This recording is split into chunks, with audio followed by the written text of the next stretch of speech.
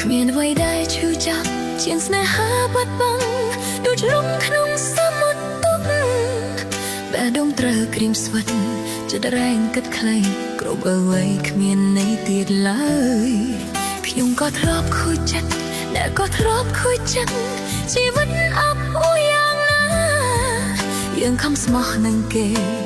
វិញបែរសាវ៉ាល្បិចរសជាយស្នេហ៍ជាស្ពានការដល់ពេលណាទើបស្នេហាបោកប្រាស់ត្រូវចប់រលាយរលត់សូន្យសងក្នុងពិភពលោកីហើយអ្វីស្នេហាបរិសុទ្ធនឹងស្នេហ៍ស្នេហាអំព្រៃហើយអ្វីទៅស្មោះនឹងស្នេហ៍ហេតុអ្វីបែរជាត្រូវតម្រូវជួបមនុស្សខ្វាត់ចិត្តឬក៏ព្រមលិខិតកម្រិតតាតែងចាមានស្នេហាមានការឈឺចាប់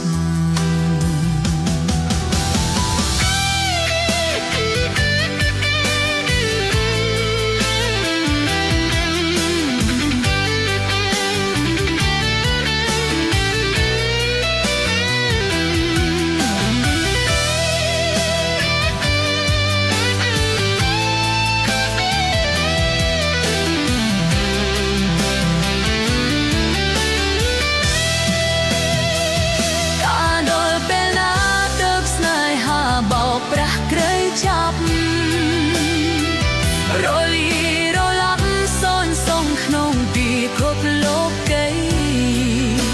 ហេតុអ្វីស្នេហាបរិសុទ្ធមិនឆ្លះស្នេហាអំព្រៃហេតុអ្វីទៅ